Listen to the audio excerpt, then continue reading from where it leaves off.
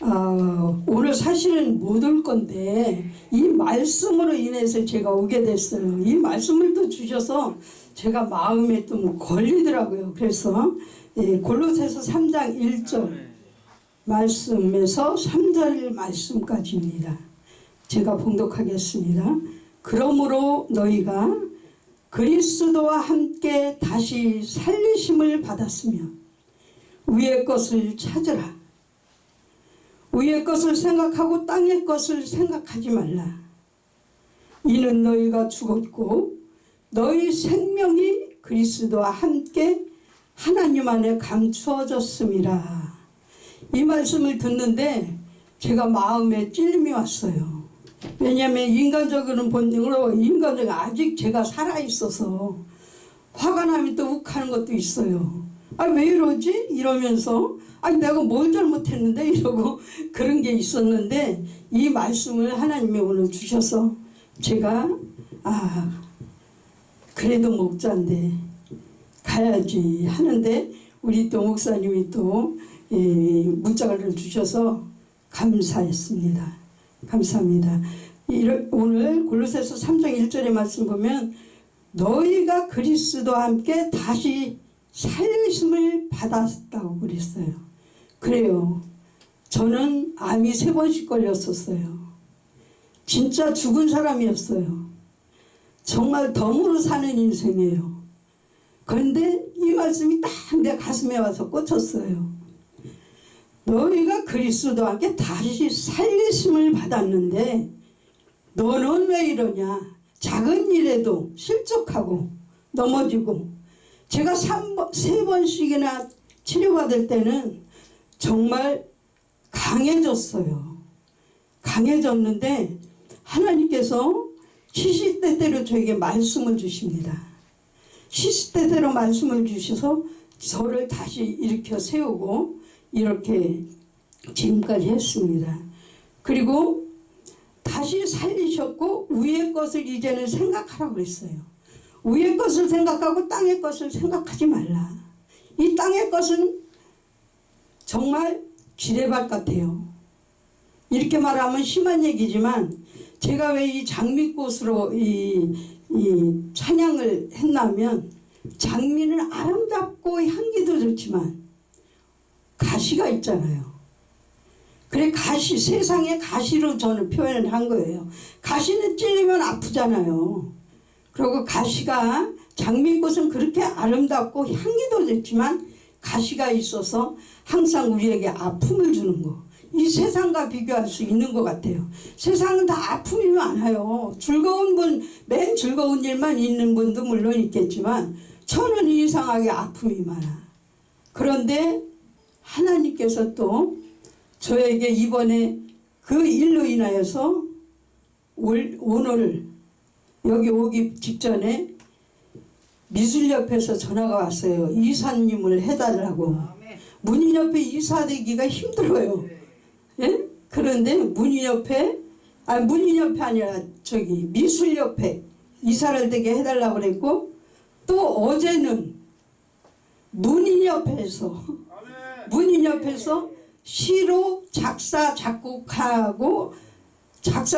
사람이 귀한 분이라고 저에게 문학상을 주신다고 작사 작곡상을 주신다고 시인이 이렇게 작사 작곡해서 찬양을 노래를 만드는 건 정말 못 봤다고 그러면서 저에게 또 그 상을 주시겠다고 이렇게 또 아픈 반면에 또 주님께서 이렇게 위로하시는 게 있더라고요.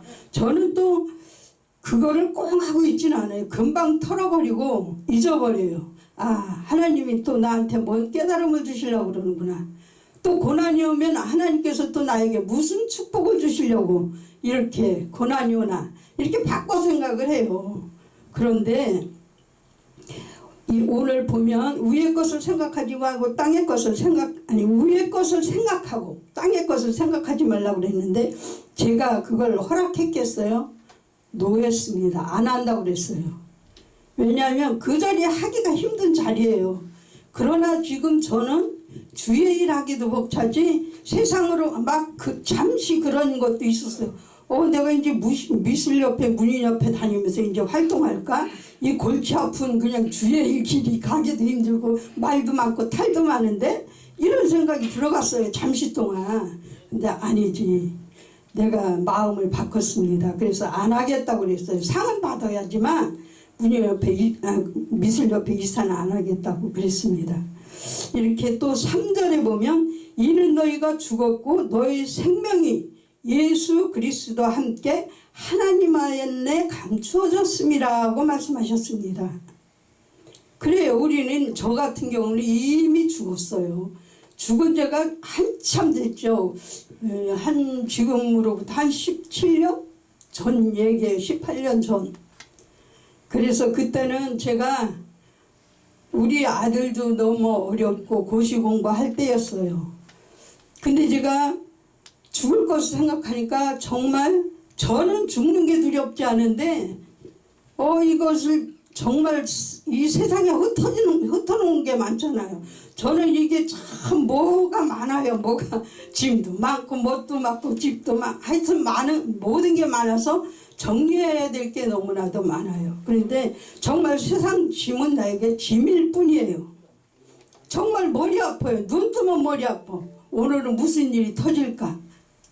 이런 일이 있습니다. 그래서 또 잠언 21장 3절에 보면 공의와 정의, 공평을 행하는 것은 제사 드리는 것보다 여호와께서 기쁘게 여기시니라고 말씀하셨어요.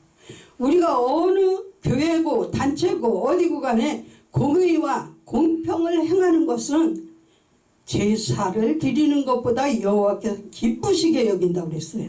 모든 게 공평해야 된다는 거예요. 어떠한 모든 게 공평하게 돼야지 특별하게 어떤 사람한테 관심을 두거나 이러면은 다른 사람이 시험을 받는다는 말씀이에요. 그래서 우리는 항상 공평하게 해야 될 줄로 믿습니다. 그래서 여호와께서도 그것을 기쁘게 여기신다고 그랬습니다. 그리고 잠언 17장 9절에 보면 허물을 덮어주는 자가 되어야 된다고 그랬어요. 우리는 모든 사람에게 다 허물이 없는 사람이 없어요.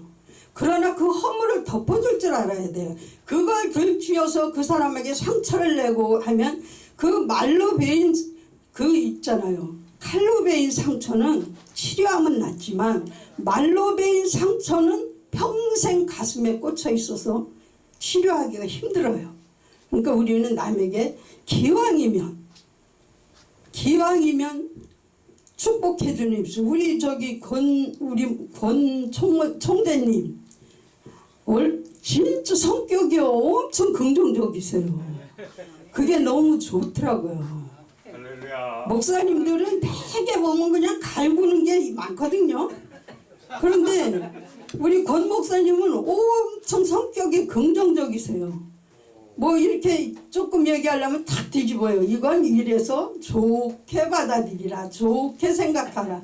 항상 이렇게 말씀을 하셔서 그 면은 제가 참 감사합니다. 예. 그리고요,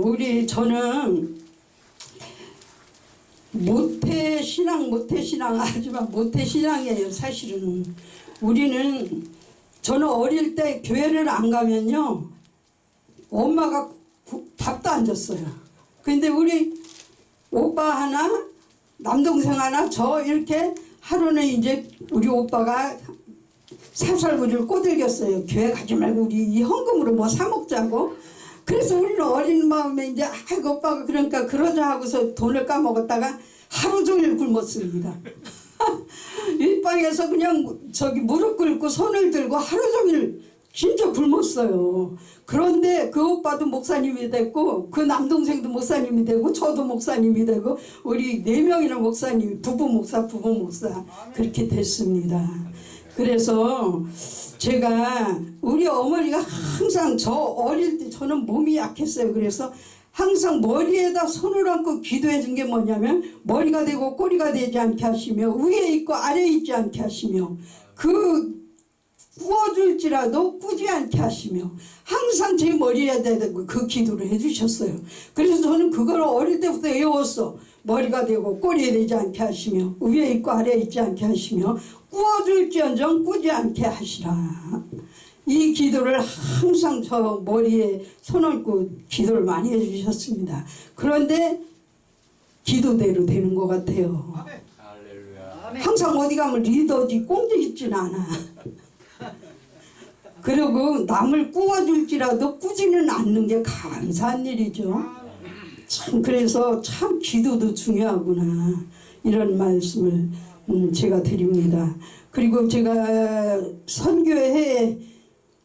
선교회를 하고 있는데 선교회 회비를 받지 않는 이유 중에 하나가 저는 33세에서 35세 때 이미 노후 대책을 다 해놨어요. 그리고 우리 아들 중학교 2학년 때 아들 결혼할 폐물까지 다 해놨어요. 그래서 왜 회비를 안 받냐? 뭐 제가 옷도 많고 좀 이렇게 있는 게 많잖아요. 그러다 보니까 저거 회비 받아서 맨 저런 데 쓰나?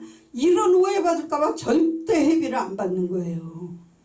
제 힘으로 그냥 하는 거예요. 작더라도. 그래서 저는 그런 오해 좀 안 하셨으면 좋겠어. 저는 이미 33살, 34살 수입차 타고 다녔었고요. 그때 이미 노후 대책 다 해놨고 그때도 집이 세 채였었어요. 제가 7채까지 가져갔습니다.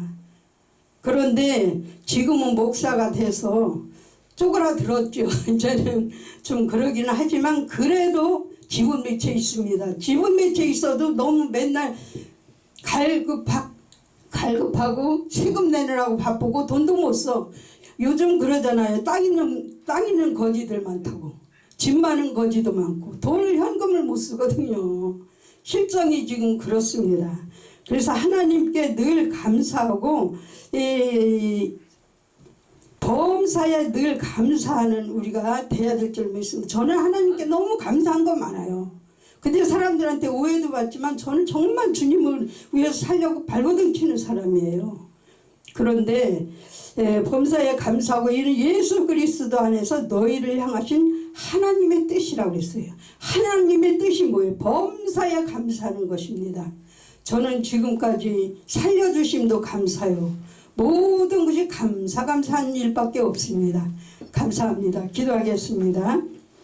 사랑이 많으신 아버지 하나님 감사합니다. 이 부족한 종을 주님께서 지금까지 살려주시고 또 주의 일을 할 수 있도록 길을 열어주심을 감사합니다. 우리가 범사에 늘 감사하는 생활하게 하여 주시옵시고 주님의 사랑을 잊지 않게 하여 주시옵소서. 모든 것이 감사드리오며 거룩하신 우리 주 예수님의 이름으로 감사하며 기도드리옵나이다. 아멘.